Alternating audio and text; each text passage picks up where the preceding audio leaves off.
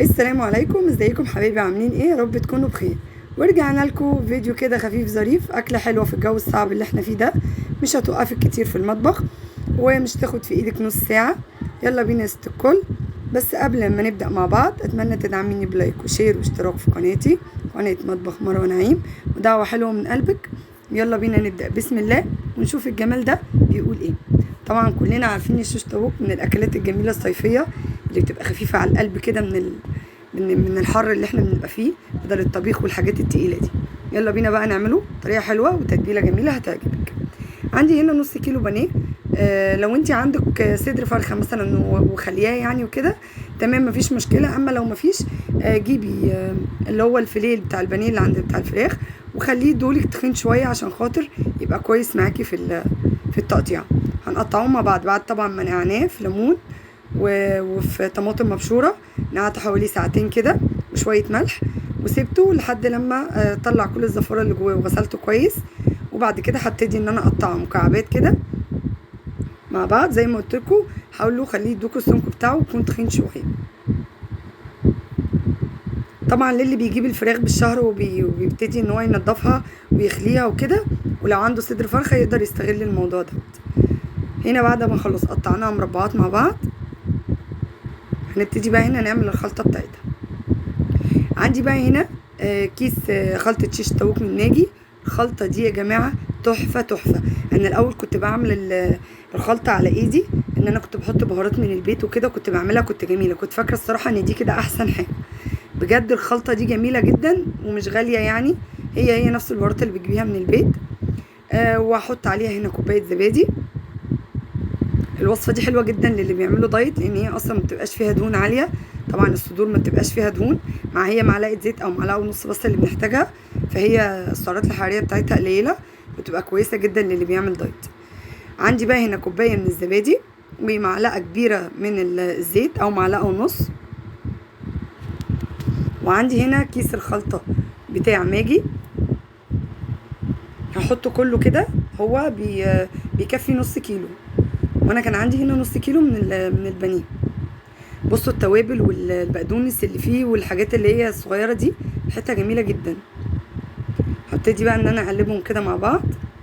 هو كاتب على الكيس ان انتي ما تحطيش غير زبادي وتحطي زيت بس.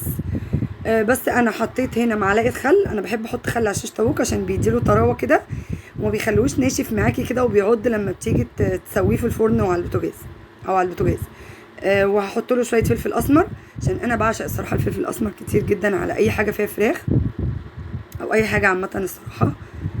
وبس كده، وانا كل اللي انا ضفته وزودته معلقه الخل وشويه فلفل اسمر. وهو الملح بتاعه مظبوط علشان خاطر محدش يحط ملح عليه. الملح بتاع الكيس البهارات ده مظبوط جدا. هبتدي ان انا اقلب فيه كده وادخل المكونات كلها خلي التتبيله كلها تشرب للبانيه. وهركنه عندي على جنب كده من ساعتين لتلاتة، طبعا كل ما يقعد كل ما احسن. بصوا بوريكم الكزبره المجففه او البقدونس المجفف اللي كان في الخلطه، جميل قوي الصراحه.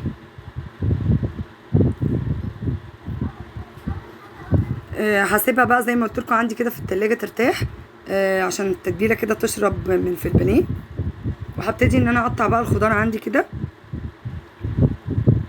الخضار هنا عندي عباره عن فلفل رومي الوان بقى اخضر اللي يريحك، وعندي هنا بصل، وعندي طماطم تكون جامده شويه. هبتدي بقى ان انا اقطع الخضار معايا كده مربعات نفس حجم القطعه بتاعه البانيه. هبتدي كده ان انا اقطعه عشان كل حاجه تبقى متساويه مع بعضها وتاخد السوا كده وتدي شكل كده في الاخر حلو. بصوا قطعت الحته بنفس الحجم بتاع قطعه البانيه. في ناس بتحب تعمل الشيش طاووق دوت من الوراك. طبعا دي حاجه ترجع لك واللي يريحك طبعا، بس انا الصراحه عمري ما عملته من الوراك. انا دايما بعمله من الصدور بتاعت الفراخ، بيبقى تحفه. عندي هنا بقى الطماطم. هبتدي برضو انا خلصت خلاص كميه الفلفل، وزي ما قلت لك لو حابه تحطي فلفل الوان تمام، لو عندك الرومي الاخضر ده بس برضو تمام. الطماطم بقى بتبقى جامده وبتطلعي منها القلب علشان خاطر ما ينزلش ميه يعني على البانيه وكده. وابتدي برضو ان انا اقطعها مربعات معاه.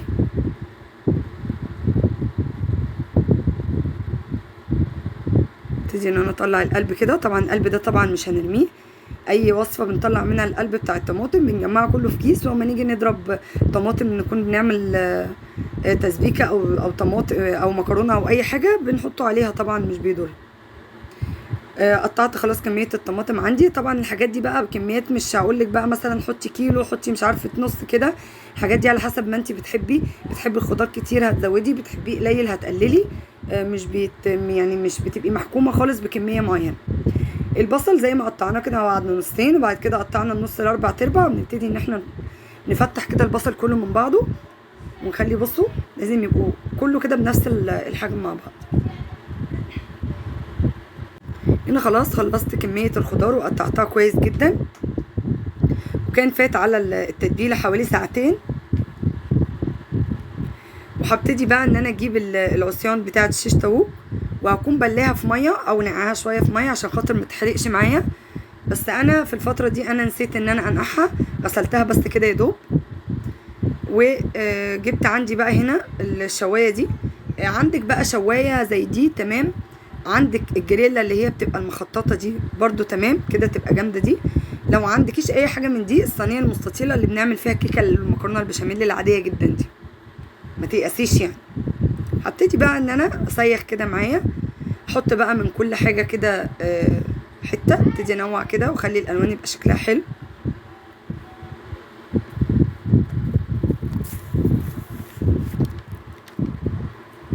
تمام زي ما انتم شايفين كده. بنزل بطماطم، فلفل، بصل، بعد كده انزل بقطعه من الفراخ، ونفس الكلام وهكذا لحد لما بخلص الكميه كلها.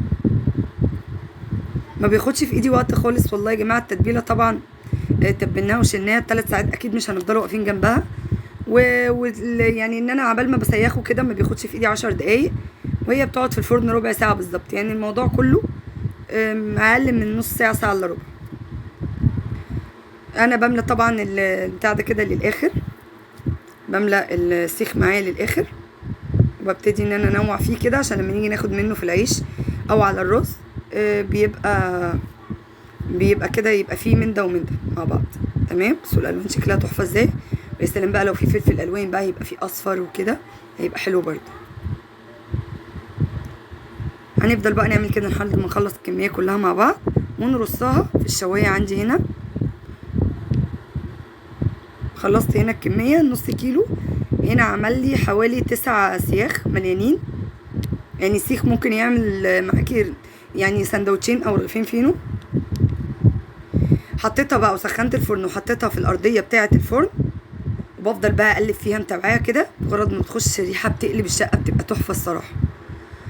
ابتدي ان انا اقلب كده كل ما تاخد لون وابتدي اقلب معايا، وبعد ما خلاص بتستوي معايا من كل الجناب بقوم جايه مديها مولعه عليها الشوايه ومديها لون كده حلو، بس ما تنشفش معايا، يعني تاخد لون كده بس، مجرد تاخد لون ذهبي وتبقى جميله معايا. وهنا معايا طبعا عيش ومايونيز وكاتشب، شويه بطاطس محمره بالتتبيله الخاصه بتاعتي، ابقى انزلها لكم مره في فيديو. بصوا اللون وجماله، بصوا الالوان في بعضها تحفه، تحفه فنيه الصراحه. اتمنى يكون الفيديو عجبكم، ولو عجبكم الفيديو ما تنسوش تعملي لي لايك وشير للفيديو، اشتراك في القناه، وفعلي الجرس